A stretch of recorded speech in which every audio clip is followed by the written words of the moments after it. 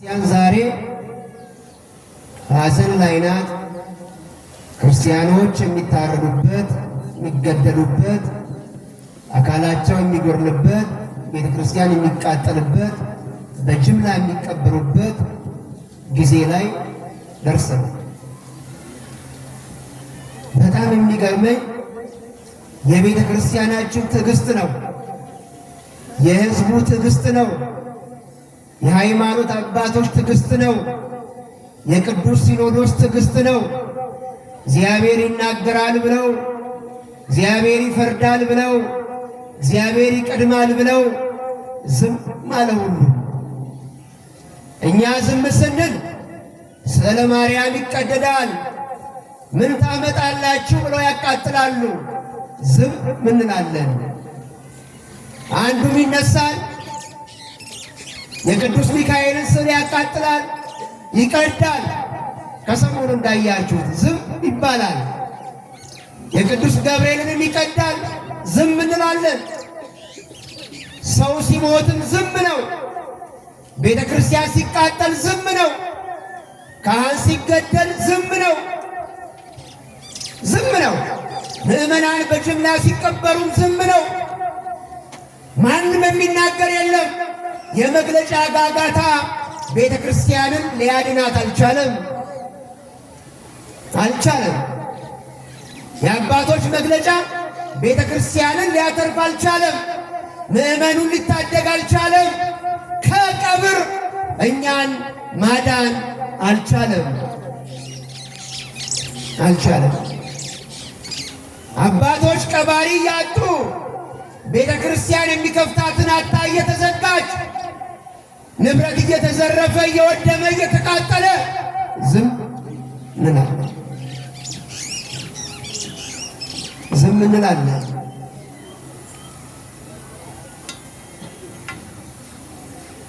ንጉሥ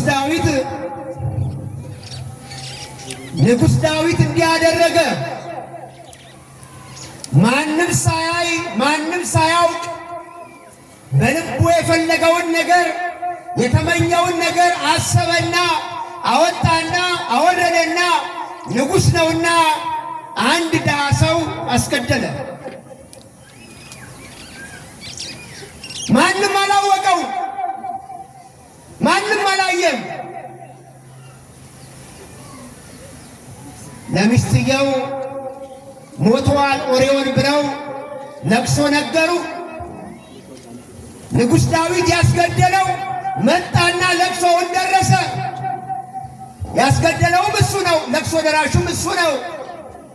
ለቅሶ ደረሰ ንጉሥ ዳዊት እንዳስገደለው ሚስቱ አታውቅም። ግን የሚያውቅ አንድ ነገር አለ፣ አንድ ኃይል አለ የሚያውቅ። ማን ነው የሚያውቀው? አንድ እግዚአብሔር ነው የሚያውቀው። ንጉሥ ዳዊት በታሸገ ደብዳቤ አርጎ ኦሪዮንን ባስገደለ ጊዜ ያ የታሸገውን ደብዳቤ ገልጾ ማየት የሚችለው እሱ መድኃኔዓለም ብቻ ነው። የልባችንን ችግር እሱ ገልጦ ይመልከትልን። የቤተ ክርስቲያናችንን ችግር መድኃኔዓለም ይመልከትልን። ጉንጫቸው በእንባ የሚታረሱትን ምዕመናን መድኃኔዓለም ያብስላቸው። መድኃኔዓለም ይመልከትልን። እግዚአብሔር አየ። ንጉሥ ዳዊት የሞተውን ረሳና እቤቱ ቁጭ ብሎ የሟቹን ሚስት ወሰደና አገባት።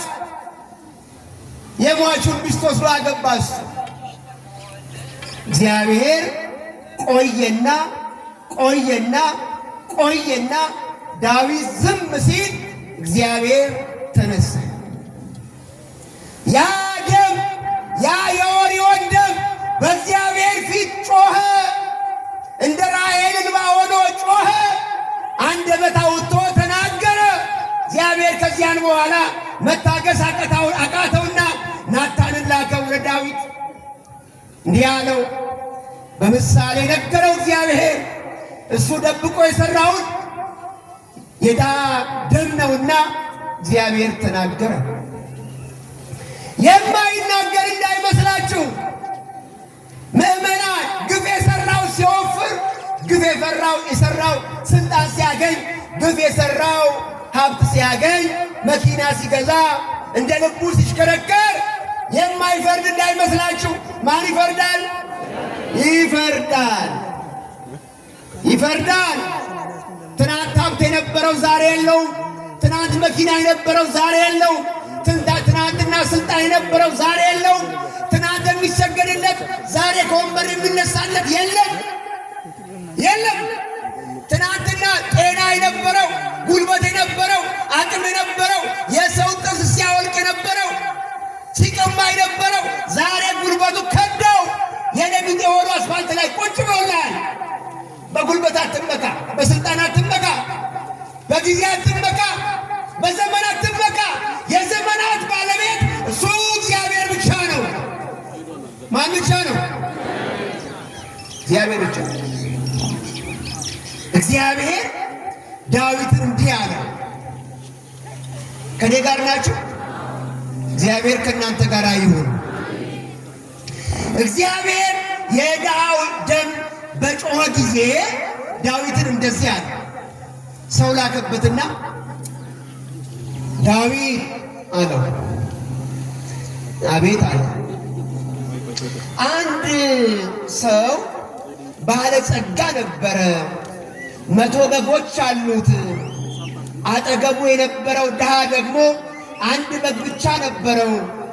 ያ ባለጸጋው ሰው እንግዳ መጣበትና ከ100 በጎች መካከል አንዱን ማረድ እንቢ ብሎ 99 እንዳይሆኑ ብሎ የድሃውን በግ አረደበት።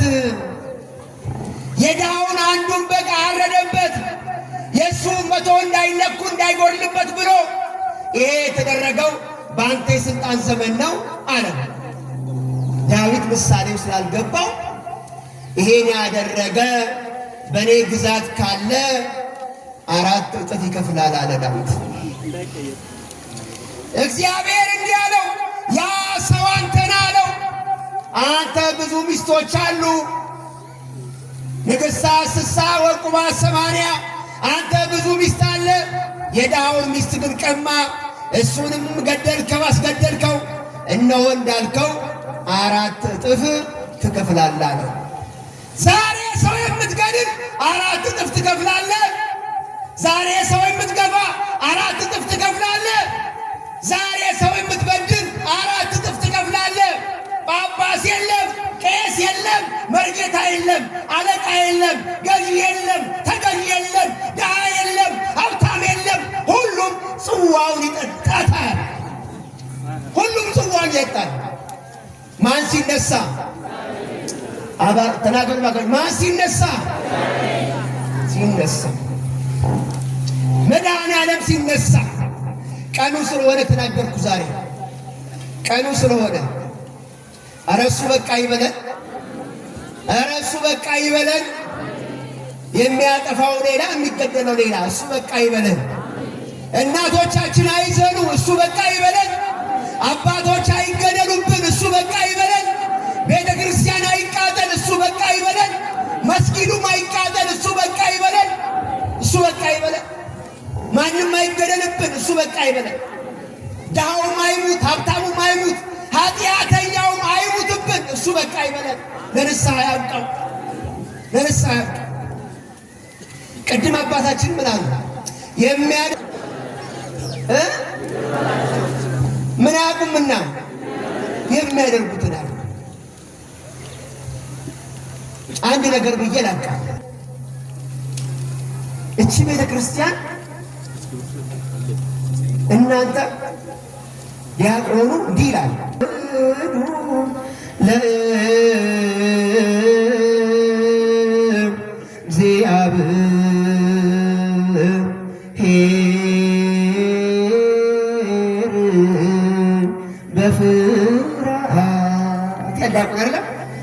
በፍርሃት ሆናችሁ በመንቀጥቀጥ ሆናችሁ በጣም አክብራችሁ ለእግዚአብሔር ስገዱ ይላል ዲያቆኑ። አዋጅ ነው።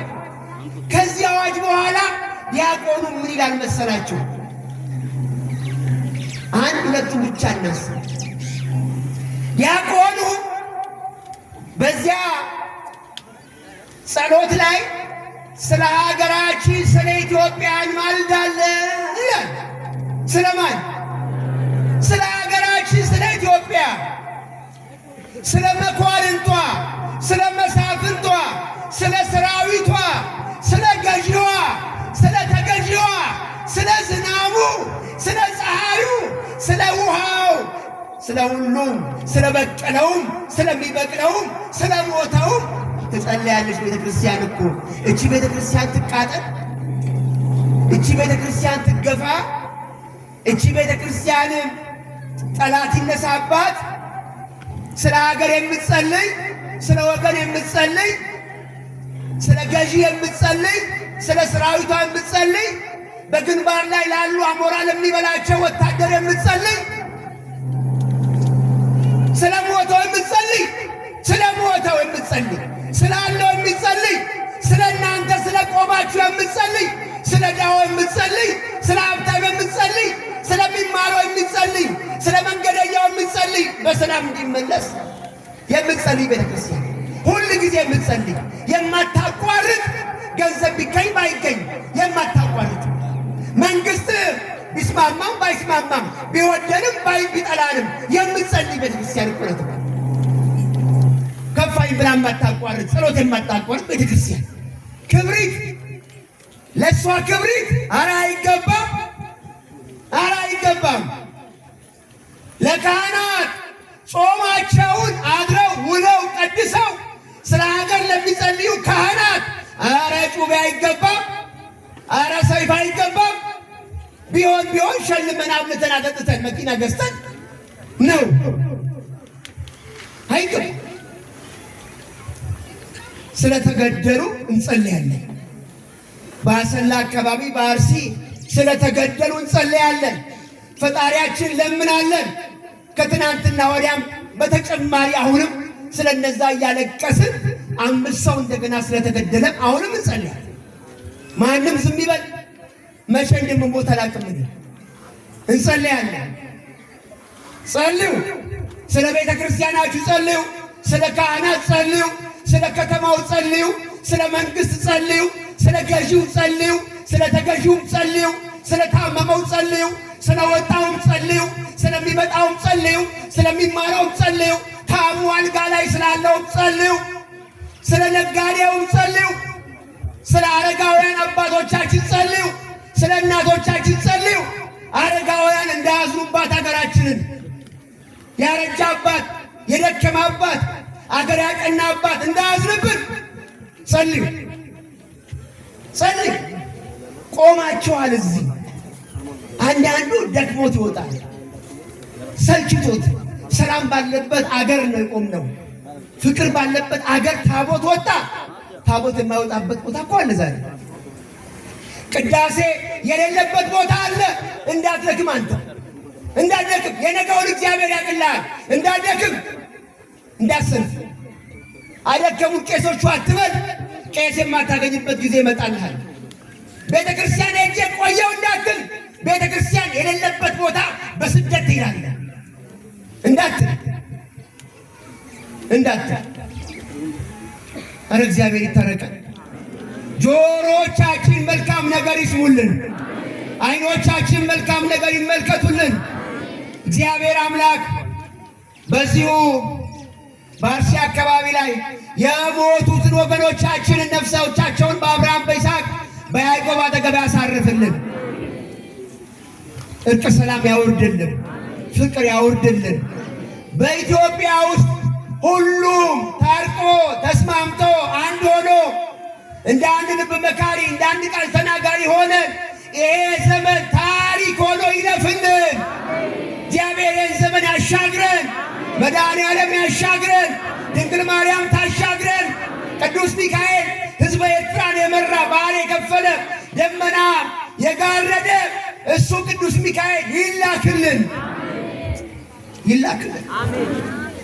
በመጨረሻው ዘመን ስለ ሕዝብ ልጆች የሚነሳው ስለ ሕዝብ ልጆች የሚቆመው ቅዱስ ሚካኤል ይነሳል አለ መጽሐፍ ቅዱስ። በመጨረሻው ዘመን ስለ ሕዝብ ልጆች የሚቆመው እሱ ቅዱስ ሚካኤል ይነሳል። ያ ዘመን አሁን ነው። እሱ ይምጣል። ያ ዘመን አሁን ነው። ያ ዘመን ቤተክርስቲያን የሚቃጠልበት ዘመን ነው። ያ ዘመን ካህን የሚገደልበት ዘመን ነው። ያ ዘመን የስደት ዘመን ነው። ያ ዘመን የጦርነት ዘመን ነው። ያ ዘመን የረሃብ ዘመን ነው። ያ ዘመን አባትና ልጅ የማይግባቡበት ዘመን ነው። ያም አሁን ነው። ታዲያ ይነሳ ቅዱስ ሚካኤል ይነሳልን። አሁን እሱ ይነሳ ያው ነው ያልነው። እኛ ከተማ እንዳይመጣ እግዚአብሔር ያዝልን። በሰላም ወጣችሁ ይጠብቅልን። የሚማሩትን ዕውቀት ያብዛልን። የታሰሩትን ያስፈታልን። ገዢውን ከተገዢ ጋር ያስማማልን። በረከተ ሥጋን በረከተ ነፍስን ይስጠን። ሽማግሌ ከሀገሩ፣ ካህናትን ከደብሩ፣ ታቦቱን ከመንበሩ፣ ሕፃናትን ከሰፈሩ አያሳጣብን።